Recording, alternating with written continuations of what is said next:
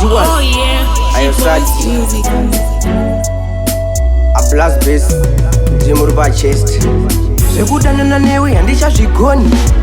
waindikata kunge foni isipeta zvangu ndigare ndiri wani Classic here, babe. mafanda wakuda musikana nenge yari nani wewe neni ndona tisingachawirirani ndaigaya nekudana chiti ndiwe wani anondibata sechikrobo nono kwete mani ndawakuda musikana nenge yari nani wewe neni ndona tisingachawirirani ndaigaya nekudana chiti ndiwe wani anondibata sechikrobo nono kwete mani bebipau inainge ndakaperera ndichiganda vanhu kuti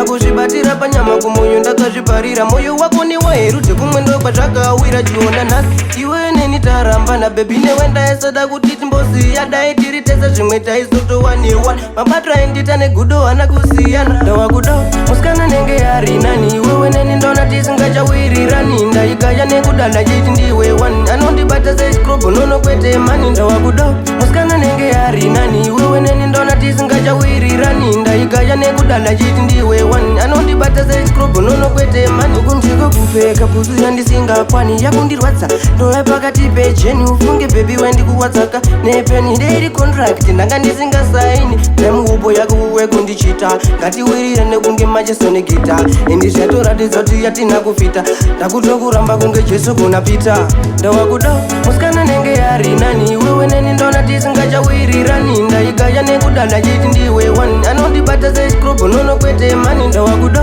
musikana nenge yari nani wewe neni ndona tisingachawirirani ndaigaya nekudana chiti ndiwe wani anondibata sechikrobo nono kwete mani bebipau ndainge ndakaperera ndichiganda vanhu kuti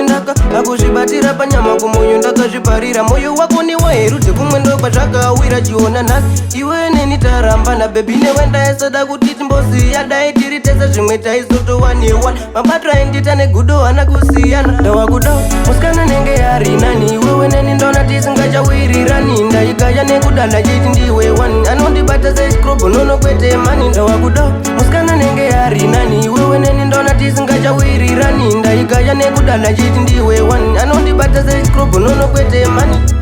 Ayo King Ella Usimbela Dombandit Ayo Tarari